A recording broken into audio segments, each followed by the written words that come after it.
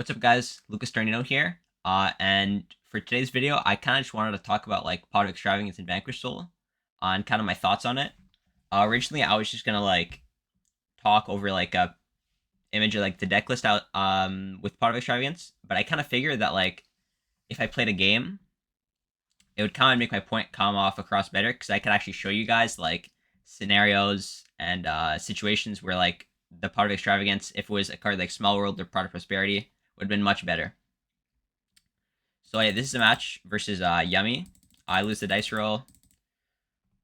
And my hand here is Stake Your Soul, Mad Love, Extrav, Mad Love, Lupus, and his hand is Droplet, Hornet Drones, Winter Cherries, Songs, and Evenly.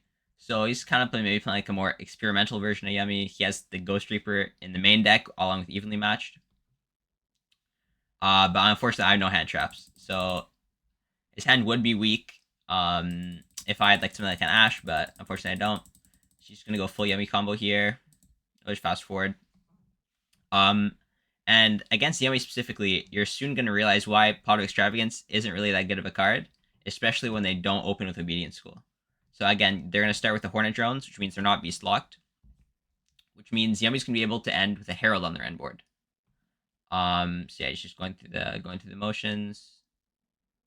Starham, discard, bring back. And this is his end board here. So, Pot of Extravagance has a clause that says at the start of your main phase 1, you need to activate this card. So this card has to be your first action if you have it in your hand. Now, on cards like Prosperity and Small World, this clause doesn't exist. You can activate it whenever you want. During your main phase 1, at the start, at the end, in your main phase 2 even. Like, you have a little more freedom when you can activate this card. So when there's a card like Herald of the Arclight,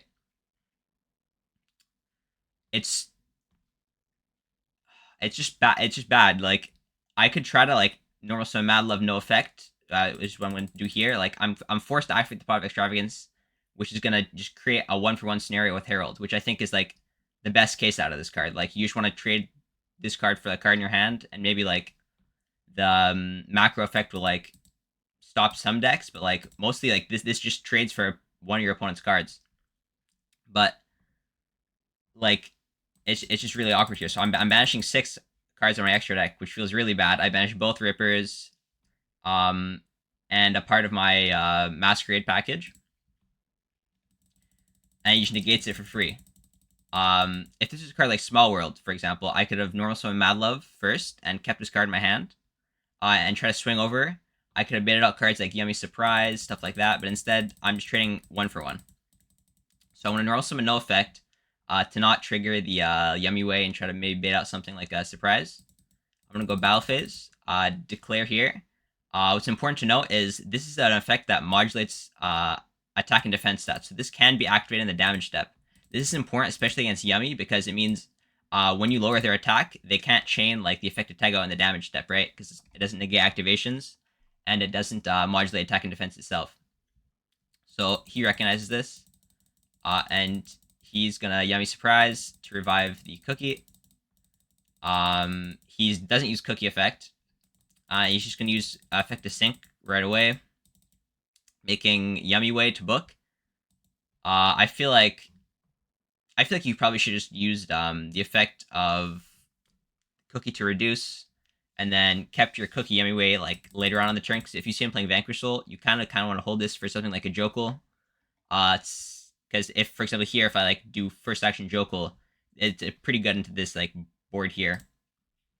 I guess he has the cookie pop, but then he needs to use a Croaky and cookie pop just to clear the Jokul when he could have just booked 2, and still had more interruptions.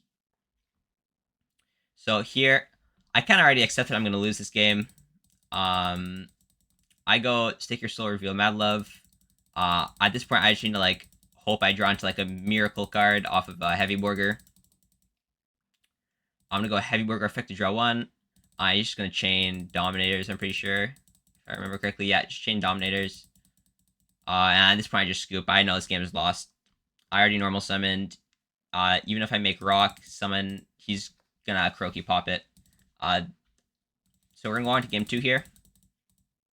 I'm going first. And our opening hand is Raisin, Extrav, Start, Rhoda, and Force Released. And theirs is the Minion, Cups Yummy, Thrust, Droplet, and Purge. So pretty strong hands on both sides, I would say. Going to my main, just check if he has Charming or anything. I'm going to go Extrav here. Now, even in a scenario like this, Extrav is still worse than Small World and Props when it comes to being negated. Because when I'm activating this, he's going to chain the Purge, obviously. I get 6 random cards out of my action deck removed. If I'm activating Small Worlds my first action, for example, and it gets purged, I don't lose anything. It's just a 1-for-1. If I activate Prosp and it gets purged, I get to choose the 6 cards that are banished. But when I activate Extrav and it gets purged, like, this is rough. Like, both SPs are gone, my Nash Knight is gone, and 2 rocks are gone. So that means if he outs a rock, I'm out of rocks for the rest of the game, basically. So I just think, yeah, that's another facet where extravagance is bad. I'm gonna go normal summon, raise an effect. He doesn't have any more hand traps, obviously. I'm gonna go add Borger, activate field spell to search the Holy Sue. Here I make the Link one first to try to bait out something like a Crow, which I guess you can't activate actually. So I don't know. It's just an off habit. I do something like this. You kind of always want to bait. If you know you have an attribute in hand, you kind of want to do this thing where you add back, try to bait more hand traps like an Imperm or something. I'm gonna go Holy Sue, effect reveal. Rhoda to search, because here I'm also going to be playing around Nib. So I'm going to go effect Holy Sue, reveal 2 to summon the Xiaolong for my deck. And this is the 4th summon, keep in mind. I'm going to Xiaolong because I have 2 fires in my hand to search. I'm going to search for the Snow Devil because I kind of recognize that I want to set up a Ripper for not only so the force release, but also to set up the last attribute I need in my hand to insulate myself from cards like Ash and Purge.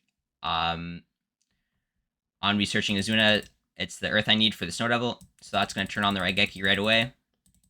I'm going to pass my turn. He's going to draw here. He's going to draw a Croaky, which is a bit of an unfortunate draw. He opened both field spells. He's going to start off by ending main. So, game 1, I saw that he had Evenly in his main deck. So, that's pretty smart by him. Game 1, kind of showing that he has Evenly, so that means game 2 and 3, I'm more likely to respect a card like Evenly Matched. That's exactly what I do here. I kind of recognize like the risk reward scenario where like he's bluffing isn't worth it if he does actually Evenly, so I just elect to add back the Holy Sue. And he thinks in main, yeah, he did correctly bluff me. So that's good on him. He searches a Lightning Storm, which I feel is a little weird. I feel like Evenly would maybe have been a bit better here because it outs more of the board, but what do I know? He's going to Evenly. I guess maybe in hindsight this is a bit better because I can just keep Snow Devil. And that's a really strong interruption against him, and against this hand specifically, I guess. So he's going to go Lightning Storm, go Spell Trap. I'm going to chain Snow Devil, revealing all 3 attributes. And I was going to chain the Force Release targeting this. So I'm going to summon the Werewolf. And of course, I'm not going to Raigeki. I don't want to blow up my own Werewolf. I'm going to summon the Raisin in this column, so if he summons a Snatchy, I can pop it. And I want to go Raisin Effect to search. So I search a Mad Love here. And this is kind of something that you want to keep in mind when you're playing Vanquish Soul. I'm searching a Mad Love here because it insulates me from cards like Talents.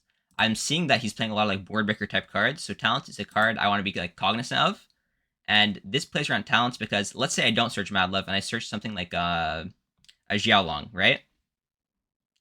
If he goes Talents Rip from my hand, if he rips the Borger, then not only my Raisin dead, but my Holy Sue is also dead. So that turns off both Vanquish Soul interruptions. So you kind of really want to search a Dark here, because in this position, even if he rips the Razor from my hand, turning off this, I still have the Holy Sue steal, and I still have a potential Borger draw. So that's just kind of something when you play Vanquish Soul, you kind of always want to keep like hand ripping cards in the back of your mind. So he's going to activate Cupsy. I want to go Chain, banish card from his hand. And he just scoops, which is fair. Like, I could have banished, like, the Minion from his hand until the end of the turn, and then he has no way to retrieve this card. I mean, he can't really attack over my guys. So we're gonna go to game 3 here. Opening hands, Mag, Fua, Crow, Snow Devil, and Xiaolong. And he opens Hornet Drone, Surprise, Lollipo, Songs, and another Lollipo. So my hand is not that good right now. I do have Fua and, like, 2 banish type cards, which are very good against Yemi. but these cards aren't really gonna start me in it with any plays. So he's gonna go Horned Drones, and I'm pretty happy here because that means if he wants to commit, he's gonna give me more draws. So I'm gonna Fua on the token summon. He's gonna summon Lollipo. I'm gonna draw into Ash, which is again not something I advance my game state. He goes into Snatchy, plays Field Spell, sync off with the token and the Snatchy for the Cupsy Way. And I'm thinking whether I should Ash it. I decided it's not really worth it because he can just go into it on my turn, and I kind of want to keep it for now for the eventual Cupsy Yummy because I want to for sure cut off the access to Surprise. Of course, I don't know, he already has it in hand, but I do want to cut off the access to Surprise because the bounce 2, because what it's looking like right now is I need to set this in pass, and the bounce 2 will completely shut off my trap, so I kind of just need to cut off all access to that card. So he's going to summon Cupsy. I'm going to think I'm going to Ash. And here, I decide I'm going to DD Crow, targeting the Snatchy. So right now in his graveyard, he only has one Snatchy, meaning if I banish it, then he has no way to access his actual, most of his Yummy interruptions. Because if I Crow it, he's obviously going to chain the Cupsy Yummy Way. Again, Cupsy Yummy doesn't target, but it's kind of implied which two he's going to target. He's of course going to target the Snatchy and any, probably the Lollipo as well. So what I'm going to do, I'm going to chain the Mag, targeting the Snatchy. This not only ensures that I do get the add for Mag, because if I just went like raw activate Mag, he would have chained the Lollipo and Mag on the target of Mag, and Mag wouldn't be able to resolve. This also cuts off all his links, meaning he doesn't really have any Yummy interruptions on my turn. He is going to chain the Cupsy Way is going to resolve. He's going to activate Cookie, Lollipo, and I'm going to activate Mag. It's going to shuffle back the Fua. And Cookie is going to pop my Magnamut. Not before I search the Caesar, though. And I'm going to draw. So, in this hand right now, I have Extrav, Caesar, Snow Devil, Xiaolong, and Crow. So, again, I need this pot of Extrav to draw me into something. And again, you're about to see, I do draw into a playable card. But again, it's part of extravagance. There's just a chance that I drew into like 2 more hand traps or 2 more unplayable cards, and I still can't play because I mean it is a draw too, so it is a +1. But the cards you're gonna get are completely random. If this is a Prosp, for example, I can grab Engine. I know what I'm getting. If this is a Small World, for example, and you're about to see, I'm about to explain kind of after the game. If this was a Small World or a Prosp, I probably would have won. But if this was a Small World or Prosp, I know what I'm getting, so I can choose what I'm getting to kind of like play into his board. So I want to banish 6. The banishes aren't too bad. I do banish both parts of the Masquerade package and then Ash Knight, which is rough. But again, I don't banish 3 rock or 3 rocks, so I'm, just eternally grateful. I do draw into Mad Love Xiaolong. These are 2 pretty good draws here. So I want to normal summon the Mad Love, activate effect. And it's going to get Dominated. So because he Dominated now, this kind of only tells me that this back row has to be like basically like a surprise. Because for him to activate this first, this means this card isn't a trap. Because if it was an Imperm, he would have activated it here to turn on the Dominators as a search. And if it was Purge, he probably would have activated Purge first so that the Dominators also gets a search. So this kind of tells me that this has to be a surprise. So here I'm thinking, and I kind of recognize that my game plan right now is to set this Snow Devil and kind of use our Raigeki and just hope I live for my next turn. So I'm just going to go Battle Phase here, and I'm going to swing. I'm going to use Effect to reduce attack and defense. I can't really afford to bounce here, because if I do bounce, it's going to return to the hand, but it's also going to summon another Yummy from deck. So it's definitely the right decision to reduce here. So I'm going to reduce this here, and because I activated revealed for Vanquishal effect, Xiaolong is going to trigger to summon. And here I'm going to activate Xiaolong effect because I have 2. So I'm just going to try to change the cups to try to get some more damage in. I'm going to swing in, and he is going to activate the surprise, which is good for me here because that means the Snow Devil is guaranteed not getting bounced. Still is a little unfortunate though. I won't be able to kind of like establish like Vanquishal cards on my board. And I won't be able to make rocks by bouncing back with Caesar, summoning rocks, getting an Earth. try to pop like the field spell or something, or the set. So that is going to bounce 2. Bounce both back to hand. I'm just going to set this and pass. He's going to draw into Obedience Schooled, which is a pretty good draw there, especially since it is a Raigeki set. So he's going to normal summon Cupsy, and he's going to activate effect. That's fine. I don't really have a response to this. He's going to search a surprise. He's thinking here. He's going to make the link 1. I'm kind of praying he misplays and activates the effect to place the other one, but he doesn't, which is good on him. He's going to summon the Lollipop, and here I think. So at this point, I kind of accept that I'm screwed, because even if I Raigeki here, I know he has the surprise in hand, and I know this is going to get him a guy from deck. So no matter what I do, I figure I'm kind of screwed. So I just kind of put him on like better misplay and kind of hope he forgets to activate this effect. I just Raigeki here. Because if I just let him synchro, he's going to go Chain Link 1, he's going to make a synchro, but also he's going to get the pop on the set here. So I just kind of put him on like, you better figure out a way to kill me. After Raigeki, I'm going to go effect search, some follow-up for next turn, so I do have a way into like something like a Raisin. And he does forget to activate the Ukroki, which makes me really excited because, maybe he misplayed. But then I start to realize, he just has Obedience School in hand. Which, yeah, he activates Obedience School, and I'm kind of fucked here. So he summons 3 from deck. Yeah, I just kind of have to hope. I do have, you're going to see, I did have a way to win, but from here, I thought it was a game over, and I just was sticking to see if he misplayed. He goes effect. I'm going to think for a sec. I'm going to activate effect to reduce, and he's going to chain, which is fine. I do want to keep this in defense because his Yummy's going to get really big off the field spell, and having this in defense I feel is actually better, because even if this guy is at 3k, his guy's going to be at like 35 plus. So they're still going to get some damage over it, so I decided to not chain the Caesar and keep it in my hand for next turn. He's going to go effective place on summon. I'm going to go change Xiaolong. This could maybe stop a lethal push, because it can change the position of a monster on field. He is gonna place the other field spell. Lollipop Yemiway is gonna summon 2 from grave. Yeah, nothing I can do here. He's gonna go effect revive. And from here, he is gonna try to go battle phase, I believe. He's gonna think for a sec. Yeah, battle phase. So here, you're about to see I did have a way to win. He's gonna go attack into this. I'm gonna go effect a Xiaolong right away. He's going to chain the Yummy, which is fine. And he is going to also chain the Cookie Yummy, which is going to not only bounce 2 of his guys back, but also bounce my guys back, which meaning I'm defenseless. I have no guys on field. This is where I misplay. I bounce 2 back to hand. And you're going to see I kind of realize it like immediately. He's going to summon 2 from grave. But keep in mind at this point, he summons back the Cookie and the Snatchy. But if, for example, I DD Crowed the Cookie, he wouldn't have enough damage, because he would be forced to revive the Cupsy, which has 1,000 less attack, which you're going to see here is kind of the difference maker in me living to the next turn. So I am going to change the Cookie. But if, for example, I banished this Cookie, I could have changed this Cookie, and this guy could only been at the Cupsy that would have been summoned would have been at 2k.